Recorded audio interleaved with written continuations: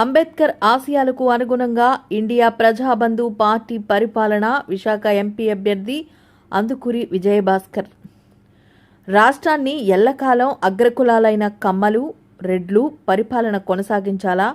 బహుజనులు కూడా ఈ సార్వత్రిక ఎన్నికల్లో రాజ్యాధికారం పొంది ప్రజలకు సేవలు చేసే భాగ్యం కల్పించాలని ఓటర్లకు విజ్ఞప్తి చేస్తున్నట్లు ఇండియా ప్రజాబంధు పార్టీ జాతీయ నాయకులు అందుకూరి విజయభాస్కర్ తెలియజేశారు. గురువారం విజేఎఫ్ ప్రెస్ క్లబ్లో నిర్వహించిన విలేకరుల సమావేశంలో ఆయన మాట్లాడుతూ, దేశభక్త డాక్టర్ అద్దంకి రంజిత్ ఒఫీర్ ద్వారా ఇండియా ప్రజాబంధు పార్టీ స్థాపించబడిందని తెలిపారు. బహుజనులకు రాజ్యాధికారం రావాలన్న ఆశయంతో తమ పార్టీ పనిచేస్తుందన్నారు. పార్టీ బలపరిచిన ఎంపీ అభ్యర్థిగా తాను విశాఖ లోక్సభ స్థానానికి పోటీ చేస్తున్నానని తెలిపారు. ప్రజల కోసం, సమాజ ప్రగతి కోసం డాక్టర్ బాబాసాహెబ్ అంబేద్కర్ ఆశయాలకు అనుగుణంగా భారత రాజ్యాంగ పరిరక్షణ కోసం ఈ సార్వత్రిక ఎన్నికల్లో విశాఖ ఎంపీ అభ్యర్థిగా పోటీ చేస్తున్నానని, 5వ నెంబర్ బాకా గుర్తుకు ఓటు వేసి గెలిపించాలని ఇండియా ప్రజాబంధు పార్టీ జాతీయ నాయకులు అందుకూరి విజయభాస్కర్ తెలియజేశారు. ఈ సమావేశంలో ఆంధ్రప్రదేశ్ రాష్ట్ర అధ్యక్షుడు మాదిరెడ్డి రఘునాథ్ రెడ్డి, ప్రధాన కార్యదర్శి Velpula Sainarayana, working president Eshwar Daniel, కోశాధికారి రవిప్రకాష్, విశాఖపట్నం ఇన్ఛార్జ్ రామారావు, దాసు, ఆశీర్వాదం, అరకు ఎంపీ అభ్యర్థి నిరీక్షణ, బాపట్ల ఎంపీ అభ్యర్థి సదాశివరావు తదితరులు పాల్గొన్నారు.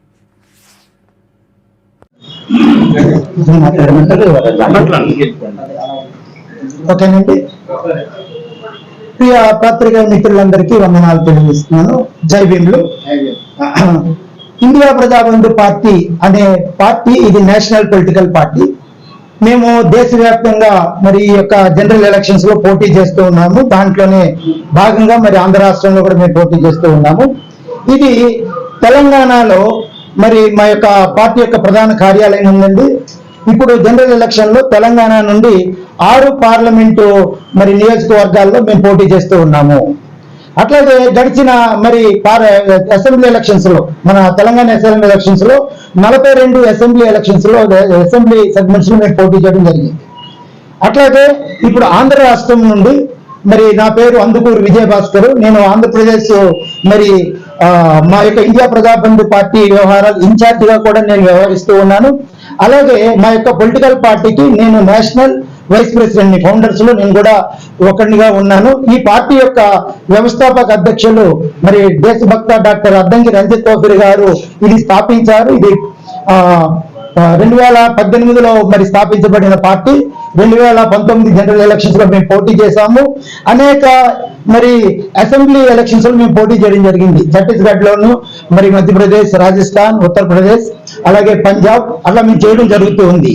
ఇది మాకు ఈ పుట్టి మరి 6 సంవత్సరాలు అయింది. ఇప్పుడు ఈ ఎలక్షన్స్ లో మేము ముందుకు వస్తూ ఉన్నాము. ఇప్పుడు కూడా ఈ జనరల్ ఎలక్షన్స్ లో కూడా మేము ఛత్తీస్గఢ్ నుంచి పోటీ చేస్తూ ఉన్నాము. అట్లాగే పంజాబ్ నుంచి పోటీ చేస్తూ ఉన్నాము. మా వాళ్ళు ఢిల్లీలో కూడా పోటీ చేశారు. ఇది ఒక నేషనల్ పొలిటికల్ పార్టీ. ఒరిస్సా నుంచి కూడా మేము పోటీ చేయడం జరుగుతుంది. మరి అలాగే మరి ఆంధ్రప్రదేశ్ రాష్ట్రం నుంచి మరి ముఖ్యంగా మన విశాఖపట్నం మరి పార్లమెంట్ నియోజకవర్గానికి నేను ఎంపీగా మరి మా యొక్క వ్యవస్థాపక అధ్యక్షులు వారు నన్ను బలపరిచి ఇక్కడ పంపించారు. కనుక నేను ఇక్కడి నుంచి కంటెస్ట్ చేస్తూ ఉన్నాను. నేను చెప్పాను కదండి, నా పేరు అందుకూరి విజయభాస్కర్. నా బ్యాలెట్ నెంబర్ 5. మా యొక్క గుర్తు వచ్చేసి బోర గుర్తు, ట్రంపెట్, బాకా అంటాం మనం. బాకా లేకపోతే బోర్ అనొచ్చు, ట్రంపెట్ అండి. విశాఖపట్న ఓటర్ మహాశైలకు, అలాగే ఆంధ్ర రాష్ట్ర ఓటర్ మహాశైలకు చేతులెత్తి మేము అభ్యర్థిస్తూ ఉన్నాము. మా పార్టీ యొక్క కార్యకర్తలు, మా పార్టీ యొక్క మరి అభ్యర్థులను మీరు దీవించి ఆశీర్వదించవలసిందిగా మీ అందరికీ విజ్ఞప్తి చేస్తూ ఉన్నాను. అయితే ఇండియా ప్రజాబంధు పార్టీకి ఎందుకు ఓటు వేయాలి అనేది 1-2 విషయాలు ముందు ఉంచాలని నేను ఆశపడుతూ ఉన్నాను. అనేక మంది మరి మీ ముందుకు వస్తూ ఉన్నారు. ఎన్నికల పండుగ జరుగుతూ ఉంది. ఈ ఎన్నికల పండుగలో మరి చాలా మంది మీ ముందుకు వస్తూ వాళ్ళ ఓటుని అడుగుతూ ఉన్నారు. అనేక రకాలుగా మరి ప్రలోభాలు కూడా పెడుతూ ఉన్నారు. అయితే ఓటర్ మహాశైలు ఈ యొక్క పండుగలో పార్టిసిపేట్ చేస్తున్న ప్రతి ఒక్కరు, అందరూ కూడా యువత కానివ్వండి, అందరూ కూడా మరి ఈ ఓటు హక్కున్న ప్రతి ఒక్కరు కూడా ఓటు హక్కును వినియోగించుకోవాలి. ఎందుకంటే ఈ ఓటు హక్కు ద్వారానే మన ప్రజాస్వామ్యాన్ని నిలబెట్టుకోగలుగుతాం. నేటు ఏ స్టేజ్ లో ఉన్నామంటే 76 సంవత్సరాల మరి స్వాతంత్ర అనంతరము మన భారతదేశము మరి గట్టు పరిస్థితిలో ఉంది. ప్రజాస్వామ్యాన్ని కూలగొట్టాలనే పార్టీలు ప్రయత్నిస్తూ ఉంది. వాళ్ళు గద్దెనెక్కడమేమో ప్రజాస్వామ్యం ద్వారా. తర్వాత ఏం చేస్తున్నారంటే చాలా మంది వృద్ధులు, మరి చాలా మంది ఆర్థికవేత్తలు, చాలా మంది మరి ఎంతో జ్ఞానం కలిగిన వారు, మన యొక్క మరి central finance minister Nirmala Sitharaman గారి యొక్క మరి ఆయన యొక్క భర్త గారే చెప్తా ఉన్నారు, అనేక విషయాలు మాట్లాడుతూ ఉన్నారు. రాబోతున్న దినాలలో స్వేచ్ఛగా ఓటు వేసే పరిస్థితులు కోల్పోబోతున్నాము ఆయన చాలా నిర్బంధంగా చెప్పేసినాడు. ఆయన ఈ వెలిగిపోతుంది, భారతదేశం వెలిగిపోతుందని ప్రచారం జరుగుతూ ఉంది. అనేక రకాల అబద్ధాలను ప్రచారం చేస్తూ ఉన్నారు. మనకి 75 సంవత్సరాల భారతదేశ చరిత్రలో మనము అనేక పార్టీలను చూసాం. మన రాష్ట్రానికి వస్తే తెలుగుదేశం పార్టీని చూసాం. మన రాష్ట్రానికి వస్తే ఇప్పుడు ఎన్డీఏ కూటమి ఉంది. ఎన్డీఏ కూటమిలో తెలుగుదేశం ఉంది, బీజేపీ ఉంది, జనసేన ఉంది. మరి అలాగే ఐఎన్డీఏ తరఫున కాంగ్రెస్ వారు ఎలాగున్నారు, దాన్ని మనం ఆంధ్ర రాష్ట్ర ప్రజలు ఇది మాకొద్దు భూస్థాపితం చేసిన పార్టీ మళ్ళీ వచ్చింది. ఈ రోజు వాళ్ళే మనకి ఈ దుస్థితికి ఒక రకంగా కారణం. మరి వాళ్ళు కాకుండా మరి ఇంకా చిన్న చిత్తక పార్టీలు పోటీ చేస్తూ ఉన్నాయి. నేను అడుగుతూ ఉన్నానండి, పత్రికాముఖంగా ఆంధ్ర రాష్ట్ర ప్రజలు నేను అడుగుతూ ఉన్నాను, చంద్రబాబు నాయుడు గారి పరిపాలన మన కొత్త? చంద్రబాబుని వద్దనే కదా మనం లాస్ట్ 5 సంవత్సరాల క్రితం వద్దనుకున్నాం కదా, అంటేనే కదా వైఎస్ఆర్సీపీ జగన్మోహన్ రెడ్డి గారు వచ్చారు. 14 సంవత్సరాలు ఆయన పోటీ చేసి మళ్ళీ అడుగుతున్నాడు, మళ్ళీ ఒక అవకాశం ఇవ్వాలంట. ఎందుకు బాబు నీకు అవకాశం ఇవ్వాలి? బాబు రావాలి, జాబ్ రావాలన్నారు కదా, బాబు వచ్చాడు, జాబులు పోయాయి కదా, అవునా కదా? మరి ఈయన అడిగినాడు, ఎవరు? జగన్మోహన్ రెడ్డి గారు అడిగినారు నాకు ఒక అవకాశం ఇవ్వమని. ఆయన కొత్త? ఆయన కాంగ్రెస్ పార్టీ వ్యక్తి కాదు, వాళ్ళ నాన్నగారు పరిపాలించలా. మరి మనం చూసాము ఆంధ్ర రాష్ట్రాన్ని ఎవరు పరిపాలించారండి? రెడ్లు పరిపాలించారు. అలాగే కమ్మగా సామాజిక వర్గం పరిపాలించింది. ఈ వేరే వాళ్ళకి అవకాశం అవుతా? ఎప్పుడు మీరే కష్టపడతారా? మమ్మల్ని కష్టపడనివ్వరా? నేను అడుగుతా ఉన్నాను, చంద్రబాబు నాయుడు గారు ఆయన వస్తాడు, ఆయన కొడుకు వస్తాడు, భార్య వస్తుంది, బామ్మర్ది వస్తాడు, అందరూ వస్తున్నారు. మీరే సేవ చేయాలా? మాకు అవకాశం ఇవ్వరా? ఆంధ్ర రాష్ట్ర ప్రజలు నేను అడుగుతున్నాను, మీరు ఓటేసేటప్పుడు మీరు ఆలోచించుకోండి. ఈ రోజు విద్య అనేది ఏమైపోయింది? విద్య వ్యాపారం చేసేసారు. విద్య వ్యాపారం అయిందా లేదా?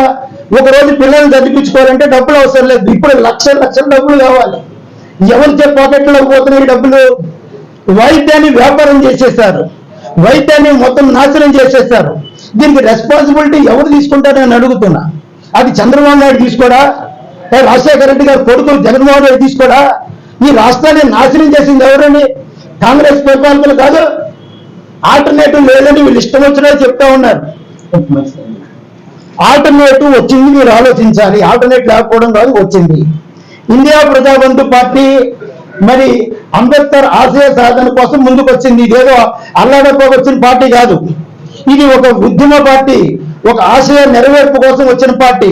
ఈ రోజు బీజేపీ మరి 10 సంవత్సరాలు ప్రభుత్వం చేసింది.